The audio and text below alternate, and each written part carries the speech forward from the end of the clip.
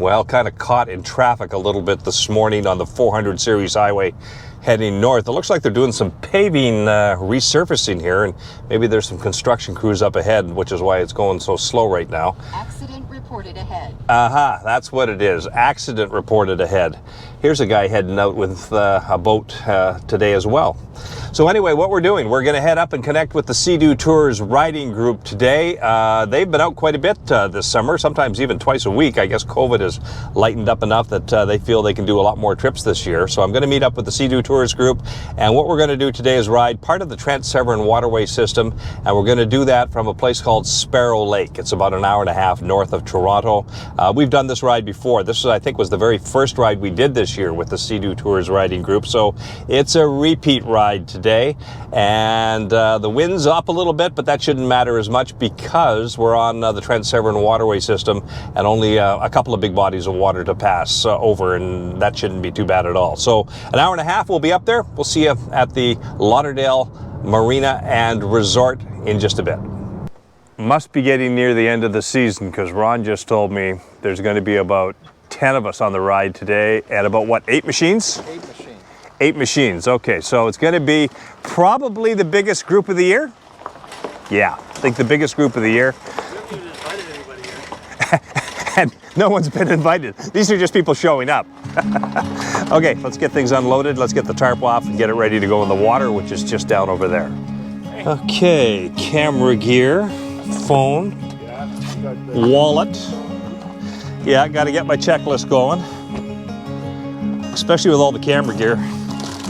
Good morning, how are you? How are you? Good. That's my friend Leslie. Hi, Leslie. I'm Bob. Hi, Bob. That's Hudson. Hi, Hudson. And Andrew's going in already. Okay, quite a few of the guys have already got their machines in the water. I'm going to be one of the last to get in the water today, but I think I've got everything on board now. Life jacket is there, all the camera gear is in the Sea-Doo. And I think I'll back in right after Paul. Plugs are in. Okay, I've got Ron backing me into the water. It's all unhooked. Should be able to just start it up and drive off.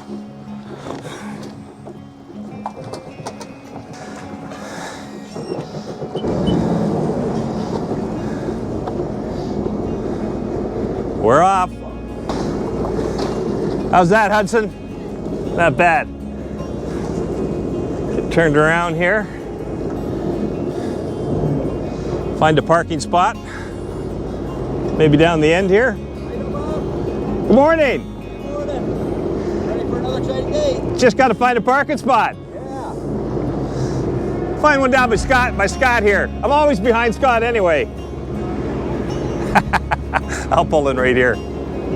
There's the office where you got to pay up here. This is the Lauderdale Point Resort. And I think it's about $28, I think, with tax to launch and to park here.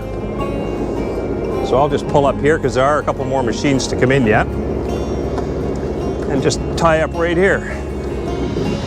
Perfect.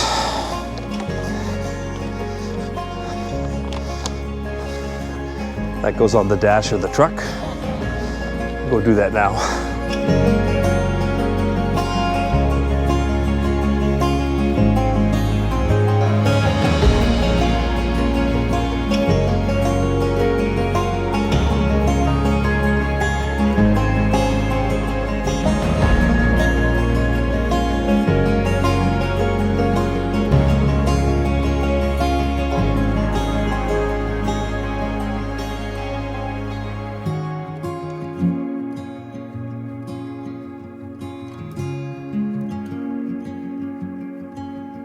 Alrighty, just heading out of the Lauderdale Point Marina.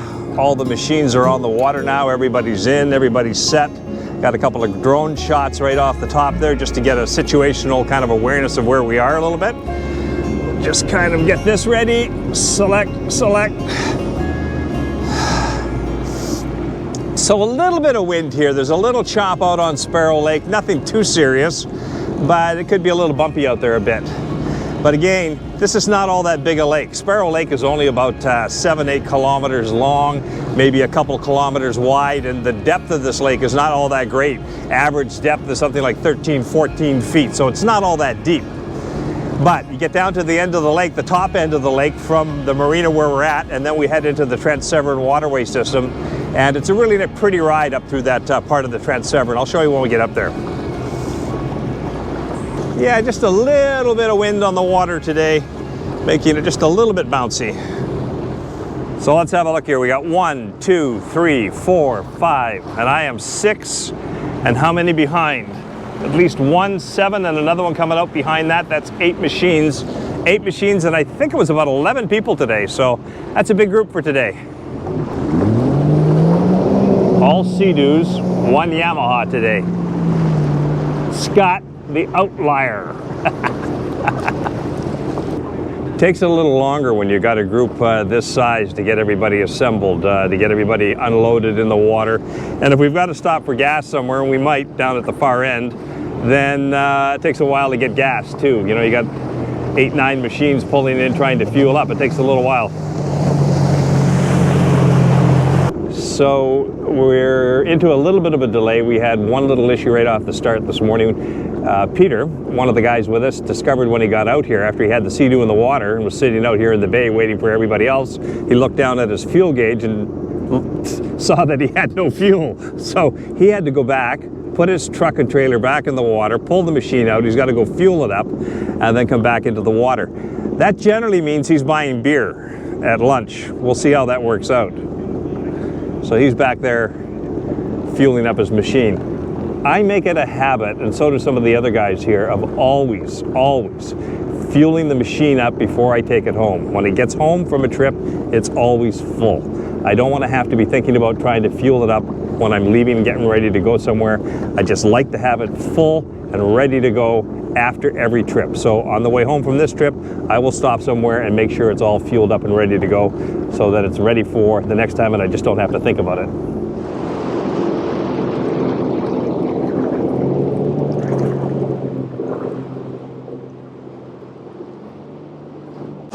Well, away we go, but I think I'll wait for the chop to die down just a bit.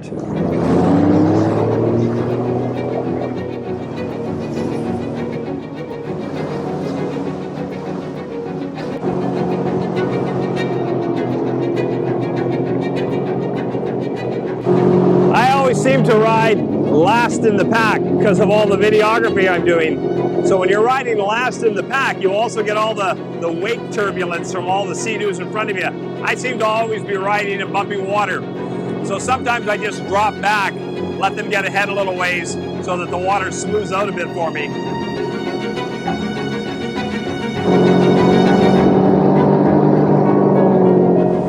So it does not take very long to get across Sparrow Lake, like 5 minutes and you're sort of across the lake and heading into the Trent Severn system.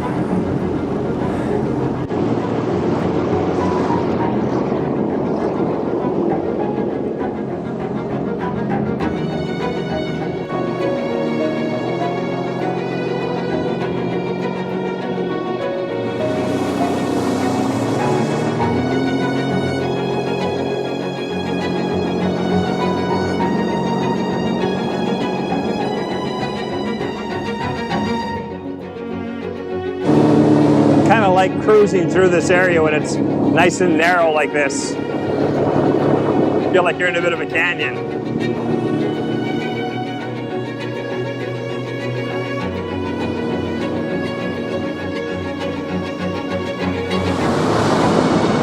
Bit of a railway bridge going across here.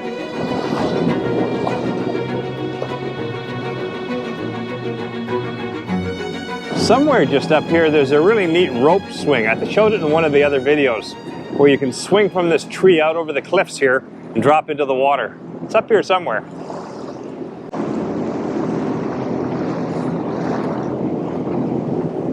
Here's the rope swing I was talking about, right up here. What's the name on the sign? It says Hydro Glen rope swing. Hydro Glen rope swing. There it is, right off that beautiful tree up there. just hanging in the water. There was a ladder. Yeah, the ladder's still there. So you climb up, get on the ladder, swing off the rope, and drop into the water. Climbing the ladder looks more dangerous than using the rope. So on our trip today, we're going to have 2 locks that we're going to have to go through. This is the first of them, right up here. This is called the Swift Rapids Lock, and it is a really big drop in this lock. You go down a long way. This is the blue wall right here where we're going to tie up and just kind of hold position until we get in.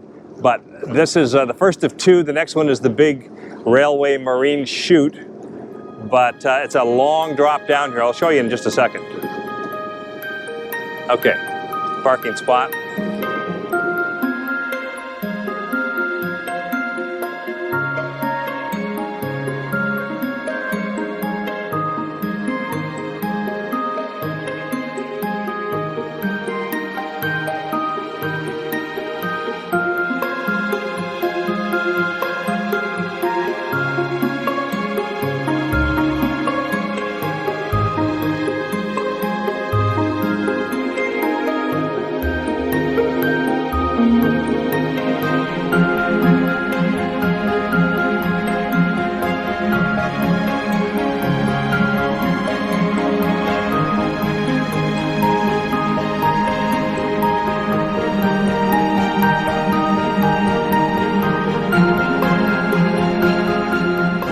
I'm probably going to get heck for flying the drone here. We'll see what he says. Okay, that's how far we've dropped already. These things work pretty fast. It doesn't take long to drain all that water. And you can actually see the movement going down. If you look at the wall and compare it to the Sea-Doo, you can see it dropping as we head down. And the wall, really nice and slimy. Yeah.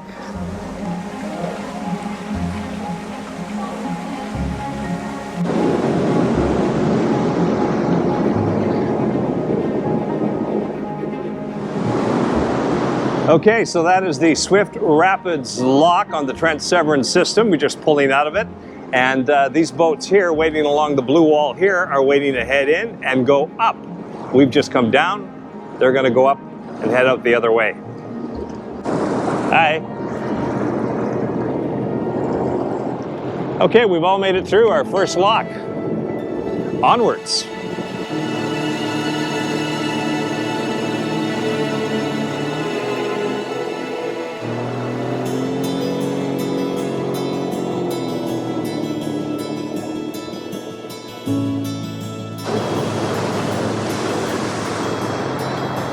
There's a cottage way up on the hill.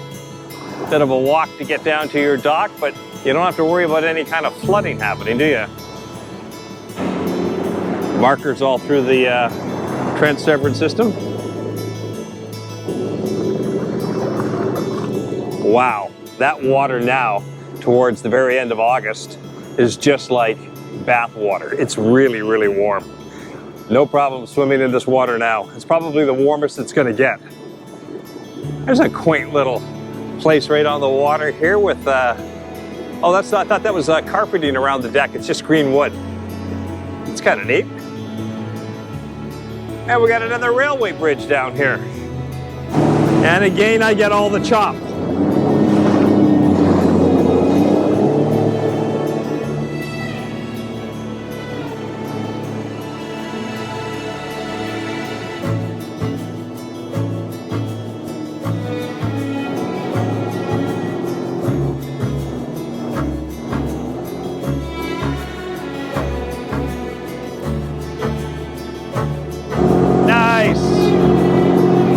So warm today.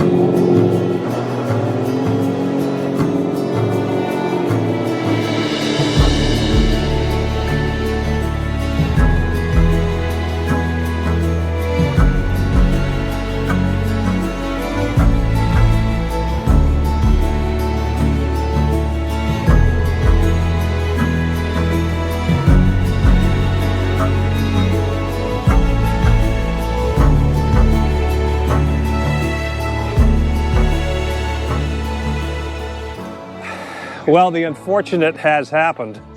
The drone crashed during that last little shot where I was flying it. I don't know what happened, but it got into the trees, hit the trees, down it went, and I was able to go back and look for it. I thought maybe it landed on the land and I would get lucky.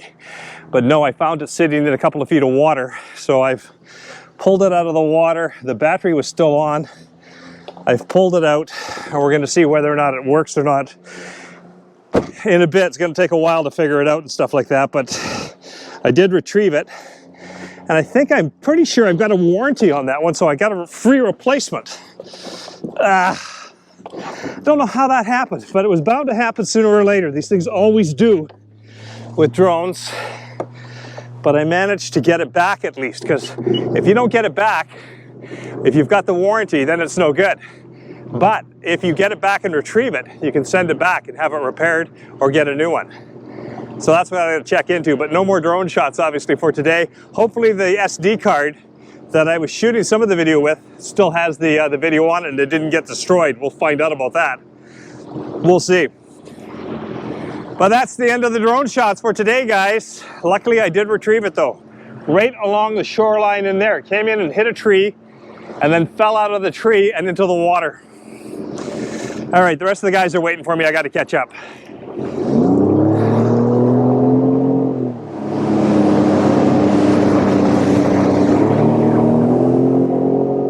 So I guess where I've gotten really lucky with that drone, if it all works out in the end, is that it fell right near the shore when it hit the trees and then fell into the water. I would have been luckier if it fell onto the land, but it fell into the water. But I was able to go back, retrace my steps back along the shoreline, see it in the water. The power was still on when it was in the water when I pulled it out. I just kind of stepped off the shore, reached down, grabbed it, pulled it out, pulled the battery out of it right away. And now we'll see at some point whether it's going to work or not, or whether the video I've recorded on that SD card is still there, or whether that got shorted out or what happened. I don't know that yet. I'll see that in a little bit. But because I've been able to retrieve the drone and I've got the crash, whatever the DJI thing is, it's where you're allowed one crash or two crashes, whatever it is, I should be able to send that back and get it replaced or fixed, one of the two, I hope. But that's the first time this year. That's the first time, and I don't know exactly what happened there. I went back and looked at the video. I mean, it took off to the side or something and went into the trees. I don't know why. I wasn't flying it over there. I was just about to turn around. I didn't see it happen. So I'm not exactly sure what happened there. Anyway, I got it back, and we'll see what the end result is when I look at the insurance policy. So we are at the Big Chute Marine Railway. This is the second lock in the system that we're going to cross today. And this is one that I've shown before. I've done videos on this a couple of times. This is a really unique lock in the Trent Severn system, because this is like a railway marine lock where the rail car comes right up over the road, right down into the water. Everybody drives right up into it, and then it lifts you up out of the water. Your Sea-Doo is just sitting on the planks and the boards, takes you up over the road and drops you into the body of water, which is way down on the other side. And down she comes, right into the water, right down below us.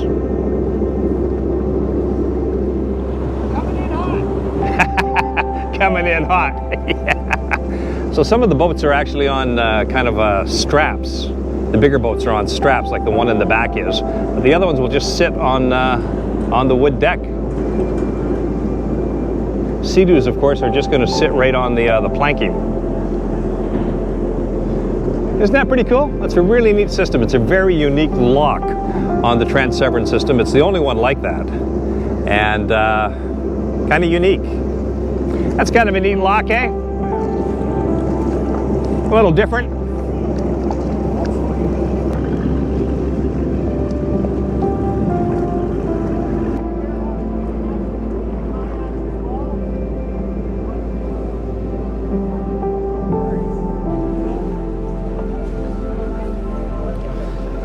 Now we're sitting on a 45-degree angle, coming up out of the water.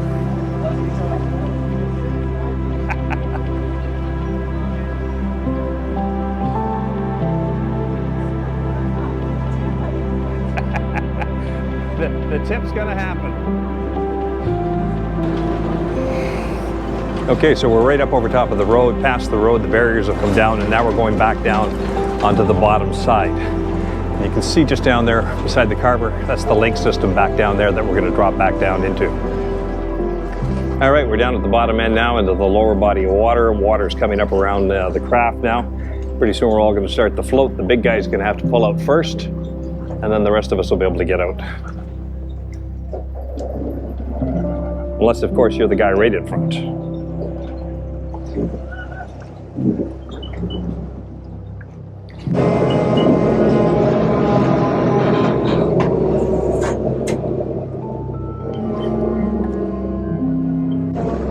And that's it. That's the big Chute Marine Railway. That's what she looks like, and that's what it does. We're down onto the lower body of water now. The folks along the blue wall here are all tied up, ready to go back up the other way.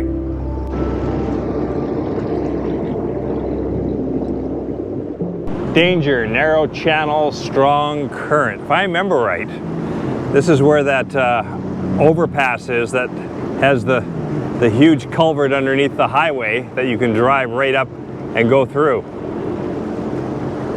Done this a couple of times now. Once, when I first did this, I hit the wall. So what you can do is drive underneath the highway through this great big culvert type of system, and it's kind of like a tunnel, I guess. You run down the tunnel. The trick to this is to make sure there's no wake in that tunnel from the boat or sea-doo in front of you, because if there is, it can chuck you around in there and you can hit the wall. Isn't this rock nice? Look at this. This is just a little sidebar. It's right after the big Chute Marine Railways where this is. There's just a little side channel here. All right, guys, this is the so-called tunnel or chunnel, whatever you want to call it. And that's the run right there. You go right underneath there. There's a highway up on top of there. I think it's a 400 series highway. And you can just run right on down through there.